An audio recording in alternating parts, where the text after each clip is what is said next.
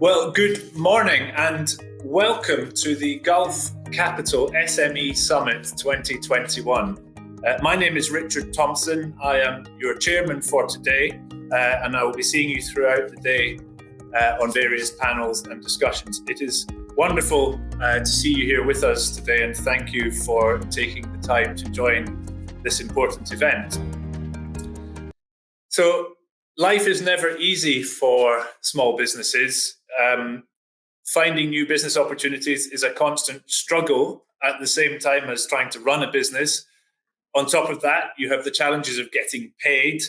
And with all that going on, there's seldom any time to plan and actually think strategically about the future. And then, of course, over the past 2 years, the challenges have escalated. And the uncertainty caused by COVID and the economic slowdown and the health crisis has been excruciating. But as we're heading into 2022, there are reasons to be extremely optimistic about what lies ahead in the next couple of years, not just for SMEs, but for the region and indeed for the global economy. We have seen a rebound in economic growth globally and regionally. And of course, that is driving a rebound in demand for energy and oil and gas. And that, of course, it means increased revenues into this region, increased business activity into this region. Consumer spending is recovering strongly. Travel is returning. And new opportunities are emerging out of the drive for decarbonisation and the digitalization of life. So lots of reasons to be optimistic, but as ever, significant challenges remain. Companies, and particularly many small companies, have been financially weakened over the past couple of years by cash flow concerns, and accessing capital remains among the biggest challenges for small companies. Payment delays and collecting receivables, that is an enormous concern for many businesses. And again, the lack of sort of capital funds for SMEs means that cash flow problem represents a very high risk for business continuity. Globally, we're seeing a return of inflation on the back of all the stimulus measures that have been taken by governments around the world, as well as the impact of supply chain disruptions, and that is pushing up costs of materials and people.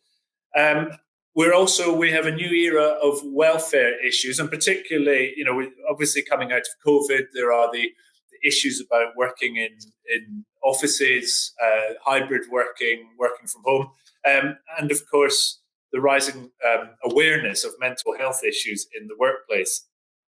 And aside from all of that, we have the issue of competition. As the world digitalizes and as consumers and clients become more focused on environmental, social and governance issues, new companies are emerging, new players are emerging, new trends and new customer behaviors are emerging, and all of that creates new competition and challenges.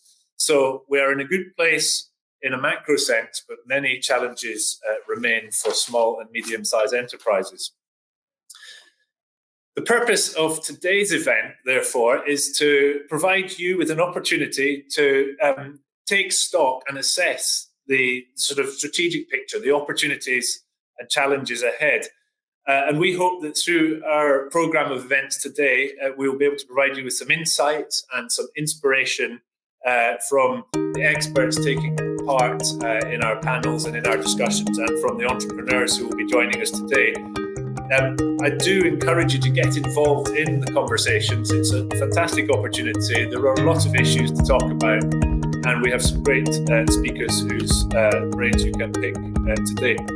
And I wish you all a wonderful day. I'm now going to invite Dr. Karim Solh. Dr. Karim is the co-founder and chief executive officer of Gulf Capital. He is our host for today, and I'm very interested to hear what his keynote thoughts will be after such a challenging couple of years. Dr. Karim, welcome. Thank you. Thank you, Richard. Very excited to be here. I can't believe it's been 10 years already since we launched the Gulf Capital SME Awards together in in 2011. For us, we're very excited to be partners and supporters. And I like to see the progress of this program. When we started, it was about celebrating and recognizing entrepreneurs. And this program morphed into knowledge transferring, education, mentoring, training, and sharing of best practices.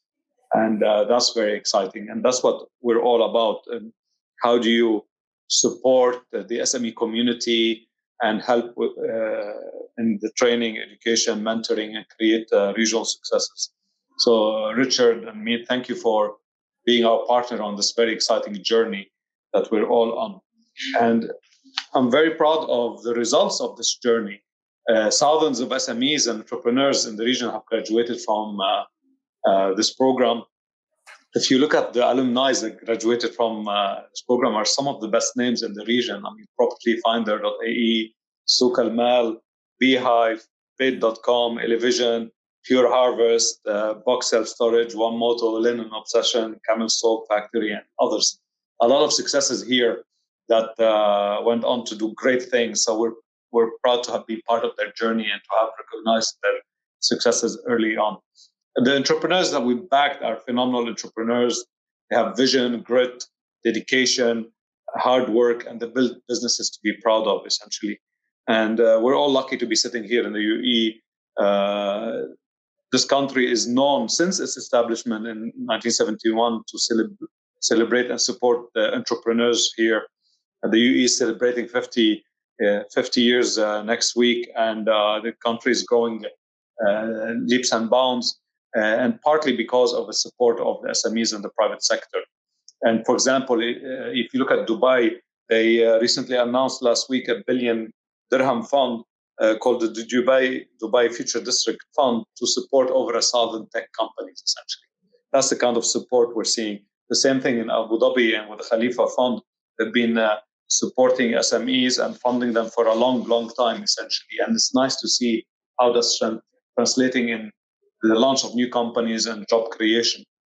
And it's not just the UAE doing it. If you look at, for example, Egypt, another fast-growing economy, for them, a bet on the digital economy is very important, traditional economy, and they just launched a fund of $1.9 billion to invest in the digital journey, and they're launching 14 new smart cities across Egypt. They will create 6 million jobs. So you can see the Egyptian government pushing as well, embracing technology. Saudi Arabia is another exciting story for entrepreneurs. The kingdom has always been supportive of the SME sector. The Social Development Bank has allocated 9 billion riyals to fund over 6,000 businesses. So you can see the tangible support there. And you have the Saudi Industrial Development Fund, which provided just last year $4.5 billion to support small businesses. And they recognize the SME sector as an engine of growth. Their contribution to the Saudi GDP has surged 45% since the launch of the Vision 2030 5 years ago. And the goal is to take SME contribution in Saudi to 35% of GDP by 2030. So big increase there. And that's just the tip of the iceberg. I think all the regional governments agree that the SMEs are at the heart of the growth of the region, and the tech revolution is the engine that drives that growth. We're seeing here the fourth industrial revolution, and a number of tech-enabled businesses are coming in. We at Gulf Capital are continuously looking at investing in the sector.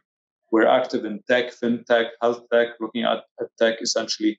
We look at companies that are digitizing, embracing technology, and growing fast. And we are looking, is their business proposition scalable, big enough?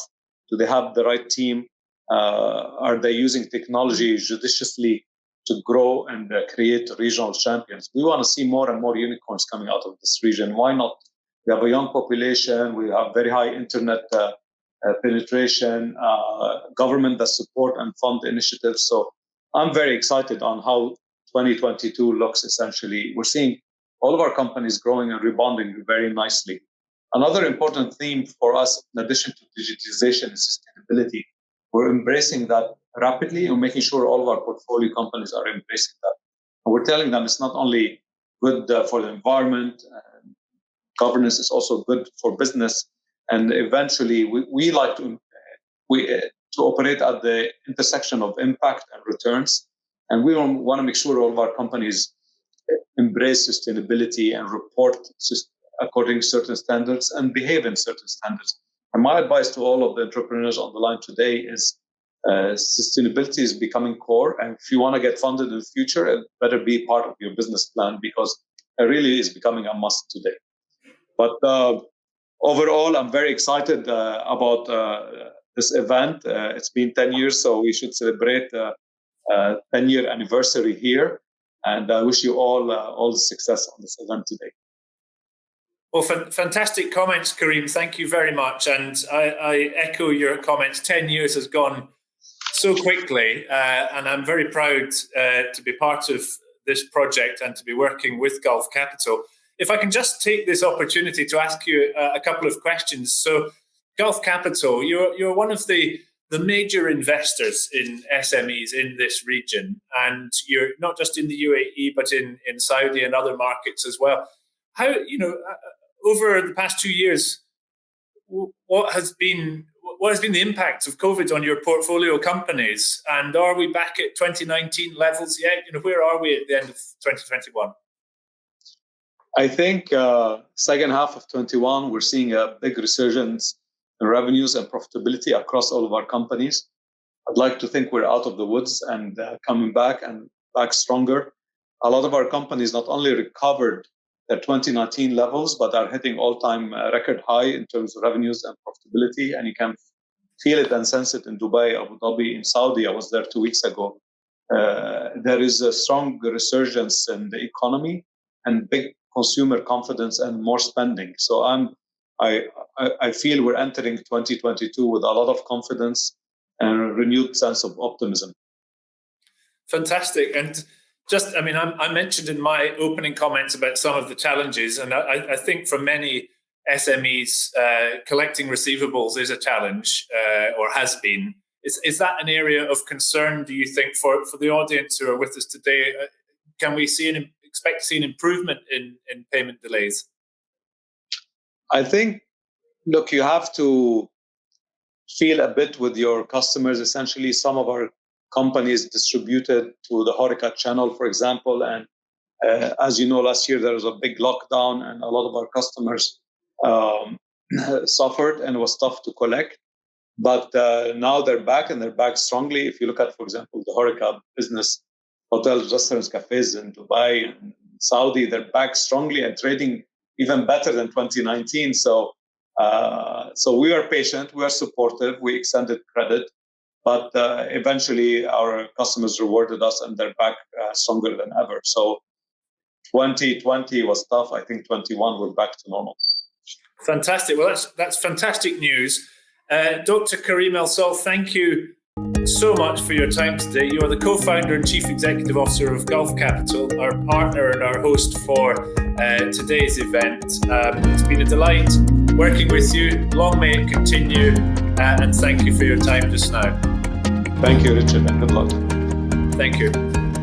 Okay, that brings us to the end of the sort of keynote opening remarks. I will see you later through the day. Have a great day. Get involved. Have fun.